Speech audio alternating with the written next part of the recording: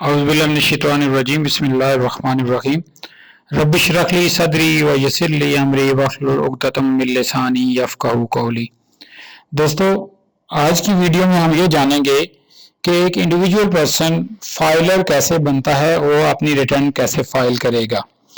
Filer बनने के लिए सबसे पहले आपको जो चीज़ करना होगी वो होगी रजिस्ट्रेशन विद द एफबीआर। तो इसका मतलब ये हुआ कि before becoming a filer you have to register yourself with the Federal Board of Revenue या FBR।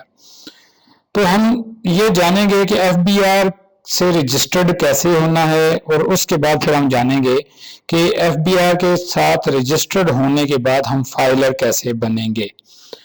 तो रजिस्ट्रेशन प्रोसेस के लिए सबसे पहले आपको चाहिए आपका शनाख्ती कार्ड, CNSE नंबर, मोबाइल और एक वैलिड ईमेल एड्रेस। आप लॉगिन होंगे एफबीआर की वेबसाइट पे। एफबीआर की वेबसाइट है, ये आपकी स्क्रीन पे आप देख सकते हैं, iris.fbr.gov.pk। लॉगिन होने के बाद आप सबसे पहले देखेंगे कि रजिस्टर फॉर अनरजिस्टर्ड पर्सन, उस पर क्लिक करेंगे। आपके सामने ये विजिट जो सामने शो हो रहा है ये आ जाएगा। अपना शनाख्ती कार्ड नंबर, CNSE नंबर आप जो है वो एंटर करेंगे। इस चीज़ का ख्याल रखना है कि आपका CNSE वैलिड हो, मोबाइल नंबर आपके नाम पर रजिस्टर्ड हो। CNSE एंटर करने के बाद फिर आप मूव करेंगे नेक्स्ट, और यहाँ पर आपको जो नज़र आएगा that is your first name. First name enter कर लिया आपने।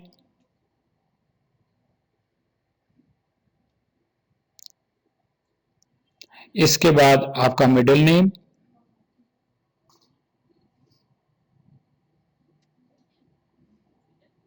मिडिल नेम एंटर करने के बाद लास्ट नेम, और लास्ट नेम के बाद आप अपना मोबाइल का जो है सर्विस प्रोवाइडर वो मेंशन करेंगे, जो भी सर्विस प्रोवाइडर है। फिर मोबाइल नंबर या सेल फोन नंबर, अपना मोबाइल नंबर जो कि आप ही के नाम पर रजिस्टर्ड हो। ये शर्त है, अगर मोबाइल नंबर आपके नाम पर रजिस्टर्ड नहीं होगा, CNSE आपका वैलिड नहीं होगा, तो फिर आप जो है वो FBR के पोर्टल पे रजिस्टर्ड नहीं हो पाएंगे, आपके लिए प्रॉब्लम होगी। अपना मोबाइल नंबर रिकन्फर्म करेंगे।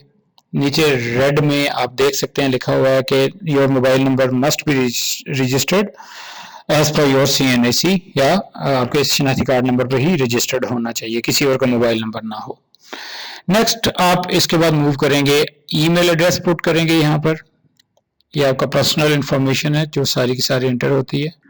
बहुत ही सिंपल तरीका है, इतना ज़्यादा मुश्किल नहीं है। छोटी सी आपने अपनी मोबाइल नंबर, CNSE और इसके बाद जो है वो ईमेल एड्रेस की इंफॉर्मेशन देनी है, और अपने घर का एड्रेस देंगे आप। और इसके बाद जो है आप जब नेक्स्ट इसको जो है वो क्लिक ओके पे या सबमिट पे बटन को क्लिक करेंगे तो आपके पास जो है वो एक लॉगिन आईडी और पासवर्ड आ जाएगा। सबसे पहले आपको एक पासवर्ड मोबाइल पे आएगा और एक आपकी ईमेल आईडी पे, सो दैट के they will confirm. Basically registration में वो कंफर्म करते हैं कि ईमेल आपके यूज में है और मोबाइल नंबर भी जो है वो आपका अपना है और आपके कंट्रोल में है, यूज में है। तो वो SMS आप यहाँ पे पुट करेंगे तो then you will be registered. और फिर आगे हम जो है रजिस्ट्रेशन प्रोसेस के बाद क्या करेंगे, आपको एक डमी सा जो है वो रिटर्न फाइल करना भी सिखाएंगे इंशाल्लाह ताला। तो ईमेल एड्रेस यहाँ पे लिखा जी, उसके बाद हम इसी ईमेल एड्रेस को रिकन्फर्म करेंगे नेक्स्ट बॉक्स में।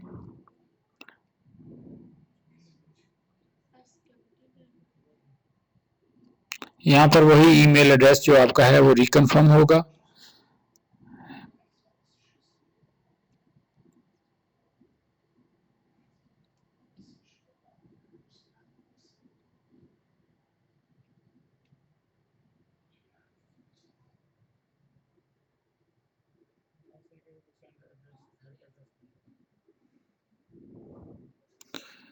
ईमेल एड्रेस रिकन्फर्म करने के बाद अपनी एड्रेस इंफॉर्मेशन देंगे।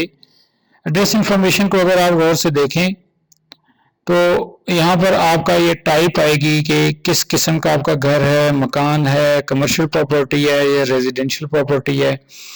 तो उसमें आप जो है वो रेजिडेंशियल डेफिनेटली पुट करेंगे। अगर आपका घर मतलब कमर्शियल है, फ्लैट वगैरह है इस तरह करके, तो अकॉर्डिंगली जो भी इंफॉर्मेशन होगी आप उसको पुट करेंगे। नेक्स्ट आप जाएंगे, यहाँ पर आप जो है वो इसका टाइप ऑफ मतलब रेजिडेंस बताएंगे, घर है, फ्लैट है, प्लाजा है। तो हाउस पे मैंने क्लिक किया।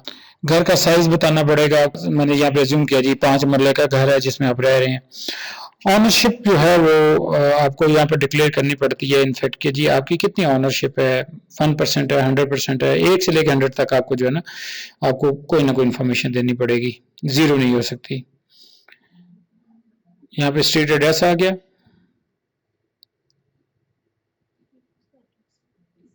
फिर सिटी मेंशन करेंगे।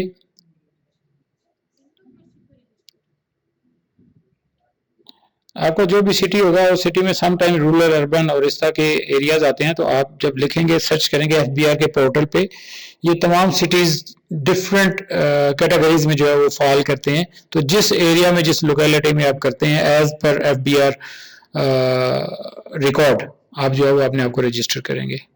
यहाँ पे मैंने शेयर जो है 100% नहीं लिखा, 1% लिखा है, assuming the person is residing with someone else and basically the property is not in the name of the individual who is going to file his or her return। ये आप कैप्टा एंटर करने के बाद submit करेंगे तो आपके पास जो है वो एक राइट साइड पे बॉटम में देखें, ये एक ग्रीन सा मैसेज आया है, पॉपअप खुला है। इसमें यह है जी कि आपको एक एसएमएस आया है और एक ईमेल आईडी आई है, उस पे जो आपको मैसेज में पिन दिया गया है उस इंफॉर्मेशन को, यहाँ पे कोड को यहाँ पे जो है वो आप पुट करें।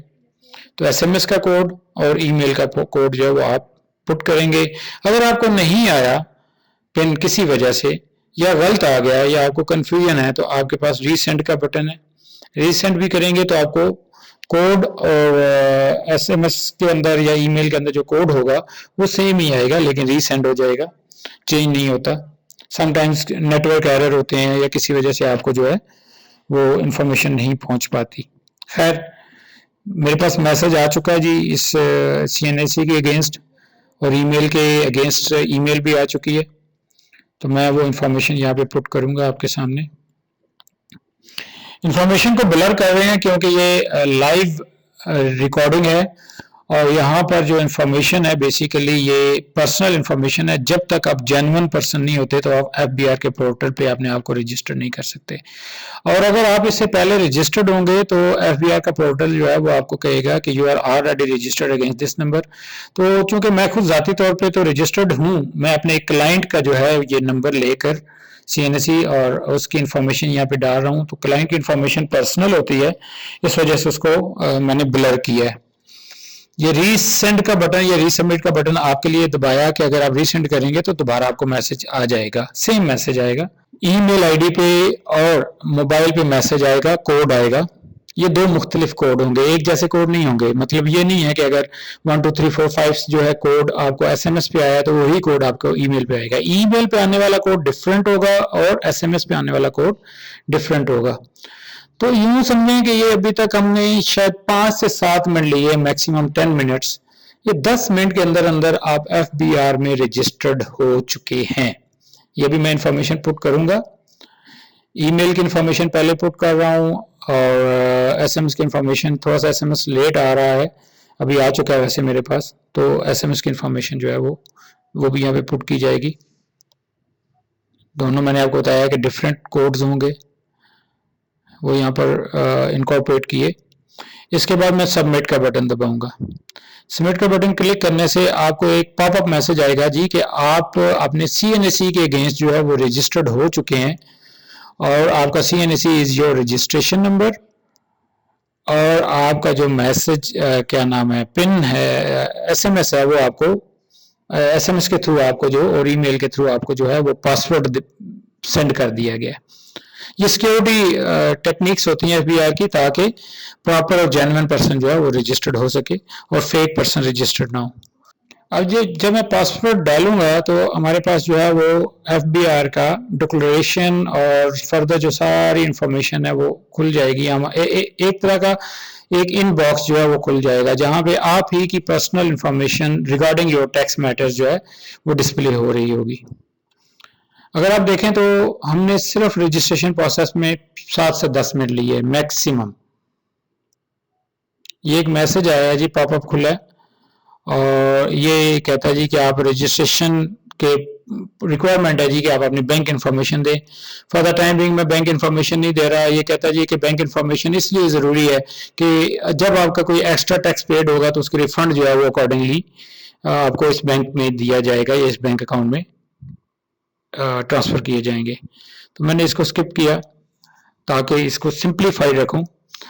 ये आपके सामने एक विंडो खुल चुकी है। इसके अंदर आप देखें जी डिफरेंट जो है वो डिक्लेरेशन की टाइप्स हैं। अगर आपकी 50% से ज़्यादा की इनकम है तो फिर आपको जो है वो इस पे क्लिक करना पड़ेगा, इनकम फ्रॉम सैलरी। अगर इनकम फ्रॉम सैलरी 50% से कम है, मतलब जो है वो 50% अदर सोर्सेज ऑफ इनकम नहीं है, जस्ट सैलरी है, तो आप फिर इस डायलॉग बॉक्स पे क्लिक करेंगे। मैंने जहाँ पे क्लिक किया और ये नेक्स्ट आ गया आपका जी कि आप रेजिडेंट हैं पाकिस्तानी या नॉन रेजिडेंट हैं। तो सिंस रेजिडेंट है आप तो मैं यहाँ पे रेजिडेंट पे क्लिक करूंगा।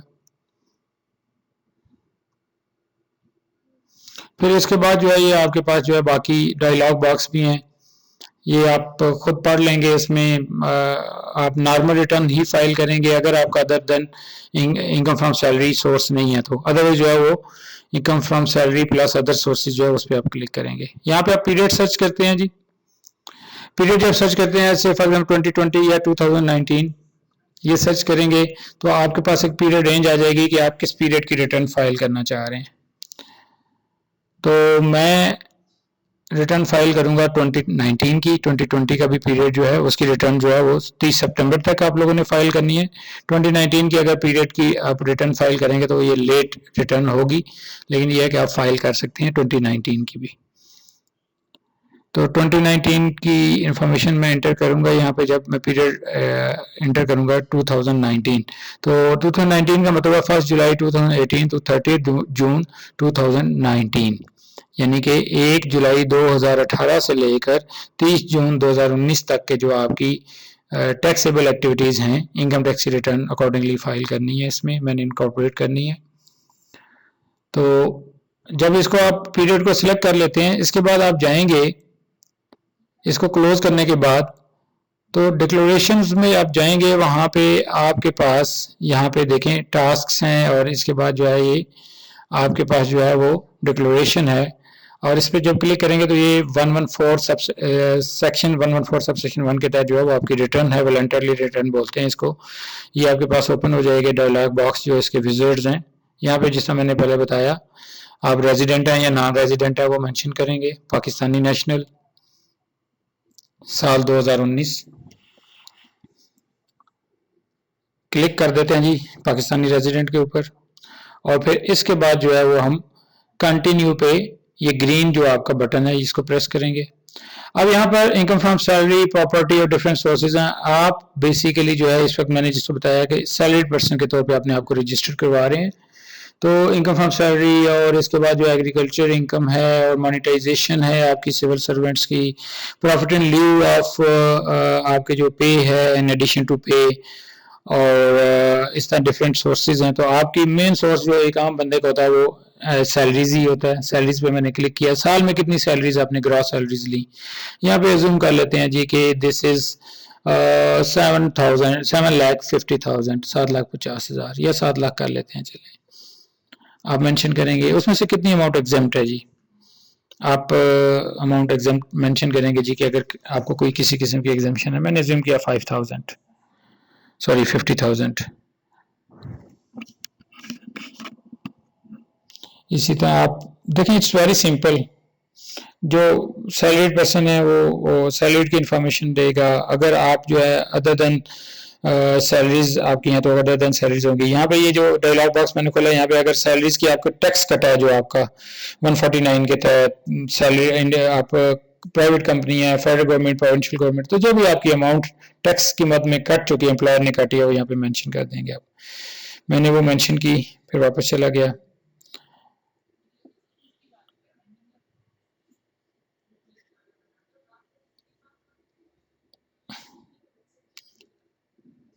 यहाँ पे आप मेंशन करेंगे जी कि अगर आपको कोई रीइंबर्समेंट ऑफ एक्सपेंडिचर्स हुई है या इन ल्यू और इन एडिशन टू पे आपको कुछ मिला, तो मैं कहता हूँ जी 25,000 रुपये मुझे मिले हैं, लेकिन वो 25,000 के 25,000 जो है वो रीइंबर्समेंट थी, ऑफिस के खर्चे थे और वो सारा एग्जेम्प्ट था।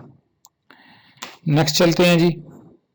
ये जस्ट डायलॉग बॉक्स आपसे दिखा रहा हूँ। अगर आपको during the period employment termination benefits कोई मिले हैं, कोई प्रोविडेंट फंड एक्यूमुलेटेड बैलेंस, कोई पेंशन, कोई आपको लीव इन कैशमेंट, इस तरह की चीजें तो यहाँ पर मेंशन करेंगे। मैं इसको ब्लैंक छोड़ रहा हूँ। ये बड़ा सेल्फ एक्सप्लेनेटरी है, कोई इतना मुश्किल नहीं है। ये डिफरेंट हेड्स हैं, मतलब आप जो भी आपका सोर्स है, प्रॉपर्टी का है, बिजनेस का है, कैपिटल गेन्स हैं, तो वो यहाँ पर मेंशन है। ठीक है। टैक्स डिडक्शन अगर आप जो है वो ज़कात वगैरह पे की है तो उसकी टैक्स रिबेट्स मिलती हैं, टैक्स लॉ में आपको बताया हुआ मैंने ऑलरेडी। तो अगर आप अज्यूम कर लेते हैं कोई इमेजिनरी फिगर यहाँ पे डाल देते हैं तो अकॉर्डिंगली आपको ज़कात की एग्जम्पशन मिल जाएगी, जो आपने ज़कात जो है वो कानून के तकाज़ों को पूरा करते हुए जो है वो ज़कात अगर आपने पे की है तो अमाउंट मेंशन कर देते हैं। एक इमेजिनरी फिगर मेंशन करनी है, कोई भी कर सकते हैं हम। उसमें हम कहते हैं जी इनडिविजुअल कोई नहीं है, जो हमने किया है वो कानून के मुताबिक ज़कात पे की है, जीरो होगी। ये बेसिकली सेल्फ असेसमेंट होती है। और एफबीआर जब चाहे, ये आपके पास एजुकेशनल एक्सपेंसेस हैं, एफबीआर जब चाहे आपसे जो है वो इसका भी बारे में बताता हूँ, एफबीआर जब चाहे आपको जो है वो ऑडिट कर सकता है और इसकी इंफॉर्मेशन को देख सकता है। और आप कहते हैं जी मेरे एजुकेशनल एक्सपेंसेस हैं, मैंने बच्चों को जो है वो बच्चों की एजुकेशन के ऊपर खर्च किया है, तो कानूनी तकाज़ों को पूरे करते हुए अगर आप जो है वो बच्चों की एजुकेशन एक्सपेंडिचर जो है वो करते हैं तो वो भी, ये फुल टाइम टीचर रिसर्चर, मैंने अज्यूम किया कि you are not a teacher, जिसकी रिटर्न फाइल हो रही है वो टीचर नहीं है। फिर आपका कोई और टैक्स किसी सोर्स में, कैश विड्रॉल बैंक, और इसके अलावा जो है वो कोई डीडीपी ऑर्डर वगैरह बनाया किसी किस्म, तो ये अमाउंट्स आपकी, आप हर पर्सन की अपना एक सिनेरियो होता है। किसी की कैश ट्रांजैक्शन हो रही होती हैं, कैश विड्रॉल की, कोई नहीं कर रहा होता, किसी का सिरे से बैंक अकाउंट नहीं होता। तो आपने जो भी, ये just for the sake of your information and guidance, ये डिफरेंट डायलॉग बॉक्स में खोल रहा हूँ। आपने जहां जहां पे आपकी इंफॉर्मेशन होगी, जिस पर्सन की रेलेवेंट इंफॉर्मेशन होगी वो पुट कर देगा, जिसकी इंफॉर्मेशन नहीं होगी वो उसको ब्लैंक छोड़ देगा। तो यहाँ पे ये मैंने बैक करना चाहा तो ये बैक नहीं हुआ, बेसिकली बैक का बटन मैंने गलत प्रेस कर दिया। बैक का बटन जो है वो लेफ्ट साइड पे बटन है, वो ब्लैक कलर का। तो अगर गलत बटन आप प्रेस करेंगे तो वो आपको कहेगा नहीं यार आप इन्फॉर्मेशन पूरी नहीं दे रहे, इन्फॉर्मेशन पूरी प्रोवाइड करें। Since I am not willing to provide the information, या मेरी कोई इन्फॉर्मेशन है ही नहीं यहाँ पर, तो फिर मैं क्या करूंगा, मैं प्रॉपर बैक का बटन प्रेस करूंगा और मैं कैश विड्रॉल के अंदर जीरो इन्फॉर्मेशन जो है वो इनकॉर्पोरेट करूंगा। और यार मैं चाहूँ तो मैं इनकॉर्पोरेट कर भी सकता हूँ, it's totally my own choice. अगर करना है तो कर दें, वरना क्लियर करके आप जो है बैक का बटन प्रेस करेंगे और आप जो है वो बैक पे चले जाएंगे। ठीक हो गया जी। नेक्स्ट आ गया जी आपका, ये डिफरेंट सोर्सेस से आपकी इनकम, अगर कोई टैक्स डिडक्ट हुआ है इनकम टैक्स तो वो यहाँ पे आपने देना, मतलब गाड़ी के टोकन टैक्स वगैरह भी आप देते हैं, एडवांस टैक्स देते हैं, गाड़ी के रजिस्ट्रेशन देते हैं। ठीक हो गया। ये सेल फोन के बिल्स के ऊपर अगर आपने कोई जो है वो टैक्स दिया है तो सेल फोन की सारी इंफॉर्मेशन आपको देनी पड़ेगी। आपका फोन नंबर क्या है, उसका यूज क्या है, पर्सनल यूज है, ऑफिशियल यूज है, फिर उसकी डिटेल्स देंगे, फिर उसके ऊपर कितनी आपकी वैल्यू थी, मतलब यहाँ पे 12,000 मैं कहता हूँ जी कि सालाना वैल्यू थी, उसके ऊपर 3600 रुपये टैक्स कटा। तो अगर आपकी कोई इंफॉर्मेशन है, if it is related to you, आपका टैक्स कटा है मोबाइल फोन के ऊपर तो आप यहाँ पे इनकॉर्पोरेट करेंगे। अगर मोबाइल फोन के ऊपर टैक्स नहीं कटा तो डेफिनेटली आप जो है उसको इनकॉर्पोरेट नहीं करेंगे। यहाँ पे आपको जो है वो कंप्लीट इंफॉर्मेशन देने के बाद आप लिखेंगे सेव एंड बैक, तो यहाँ से आप जो है वो वापस उस मेन विजिट पे चले जाएंगे और फिर रिमेनिंग इंफॉर्मेशन को इनकॉर्पोरेट करेंगे। इसमें से जो पर्सनल नेचर की इंफॉर्मेशन है इसको मैं ब्लर करूंगा, क्योंकि ये मैंने आपको जिस तरह बताया कि एक रियल पर्सन की जो है वो रिटर्न जो है वो डमी तरीके से मैं फाइल कर रहा हूँ। इसमें इंफॉर्मेशन डमी है, फाइनल सबमिट नहीं करूंगा, लेकिन जिस बंदे की रिटर्न है वो एक इंडिविजुअल रियल पर्सन है। ठीक है भाई, सुपर टैक्स एज्यूम करते हैं कोई नहीं पे हुआ। आप अपनी वेल्थ की इंफॉर्मेशन देंगे यहाँ पे जी, आपके कितने एसेट्स हैं, पिछले साल के कितने थे, करंट के कितने, एज्यूमिंग यहाँ पे आपके जीरो हैं, या अगर आप एसेट्स मेंशन करना चाहते हैं तो यहाँ पे आप मेंशन कर सकते हैं एग्रीकल्चर, कमर्शियल, बैंक के अंदर आपकी इन्वेस्टमेंट कितनी है, गाड़ियाँ कितनी हैं, कैश इक्विवेलेंट्स कितने हैं, गाड़ियों की यहाँ पे आप सारी इंफॉर्मेशन प्रोवाइड करेंगे, गाड़ी की रजिस्ट्रेशन नंबर और उसका सारी डिटेल्स वगैरह। तो अगर नहीं देना चाहते तो यहाँ से बैक क्लिक करेंगे और वापस चले जाएंगे। आपके पास कोई गाड़ी नहीं है से फॉर एग्जांपल, तो आप वापस चले जाएंगे। ये सारे आपके घर की इंफॉर्मेशन और कंप्लीट आपके जो डिटेल्स हैं ये यहाँ पे मेंशन करते जाएंगे आप, और फिर इसके बाद कंटिन्यू पे प्रेस करेंगे। एसेट्स और लायबिलिटीज को आपने जो है वो रिकनसाइल करना है। अगर इनको हम बिजनेस वगैरह कोई प्रूफ यहाँ पे अटैच करना था, यहाँ पे इसको अटैच कर देंगे। यहाँ पे हमारे जो है वो रिफंड बन रहा है क्योंकि हमने टैक्स ऑलरेडी विद होल्ड करवाया हुआ है। बस यही प्रोसेस है जी। इसके बाद डिक्लेरेशन होती है। यहाँ पर आपको एक पिन, जो जब आपको पासवर्ड आया था, लॉगिन आईडी आया था, तो उसके साथ ही आपको एक पिन आईडी आई थी, 4 डिजिट पिन होता है। इसको यहाँ पे जब आप पुट करेंगे इसको पिन को, तो उसके बाद सबमिट बटन आप क्लिक करेंगे तो आपके पास जो है आपकी रिटर्न सबमिट हो जाएगी। अगर आप इसका रिव्यू करना चाहते हैं तो समरी पे क्लिक करेंगे और सारी डिटेल्स जो आपने इनकॉर्पोरेट की है, ये सारी की सारी इंफॉर्मेशन समरी में आपके पास आ जाएगी कि आपने income from salary, income from other sources, income from capital gains, और ज़कात कितनी कटी आपकी, टैक्स कितना कटा, एजुकेशनल एक्सपेंस अगर कोई थे आपके तो आपने कितने क्लेम किए, एंड सो ऑन। सारी की सारी समरी, और एंड पे इसकी नेट टैक्स लायबिलिटी या टैक्स रिफंडेबल की जो है इंफॉर्मेशन आपके पास आ जाएगी। मैंने जो डमी इंफॉर्मेशन यहाँ पे इनकॉर्पोरेट की है, इसकी वजह से टैक्स रिफंडेबल हुआ था। तो मेरे केस में जब मैं इसको नीचे स्क्रॉल डाउन करूंगा अभी, तो मैं देखूंगा इस पे रिफंड आया होगा, टैक्स रिफंड। ये सारी इंफॉर्मेशन देख लें, वही समरी है जो आपने इनकॉर्पोरेट किया है, समराइज वे में आ गई। ये टैक्सेबल, टैक्स चार्जेबल या टैक्सेबल इनकम आ गई, इनके ऊपर ये टैक्स आ गया, और ये एंड पे आपका जो है वो रिफंडेबल टैक्स 27,600 जो है वो आ गया। तो आई होप आपने अपने आप को रजिस्टर्ड करना भी सीख लिया। ये टोटल 15 से 20 मिनट की एक्टिविटी है। आप ज्यादा टाइम लगा ले, आधा घंटा, विद इन 30 मिनट्स। आपके पास होना क्या चाहिए? आपका शनाख्ती कार्ड आपके हाथों में होना चाहिए, आपका मोबाइल आपके पास होना चाहिए, आपका ईमेल आईडी वर्किंग होना चाहिए, आपको ईमेल आनी है, एसएमएस आने हैं, सीएनएससी की इंफॉर्मेशन आपने इनकॉर्पोरेट करनी है। तो ये इंफॉर्मेशन इनकॉर्पोरेट करने के बाद आप सिंपल सी इंफॉर्मेशन देंगे, आपकी जो जो इंफॉर्मेशन होगी वो आपको पता होगी, और खुद ब खुद इसकी कैलकुलेशन होती रहेगी। ठीक होगा जी। अगर आप इसका प्रिंट लेना चाहते हैं तो आप इसको डाउनलोड करके प्रिंट भी ले सकते हैं। तो यहाँ पे मैं आपसे इजाजत चाहूंगा जी। जज़ाकल्लाह खैर। अस्सलाम वालेकुम व रहमतुल्लाहि व बरकातुहू। फी अमान अल्लाह।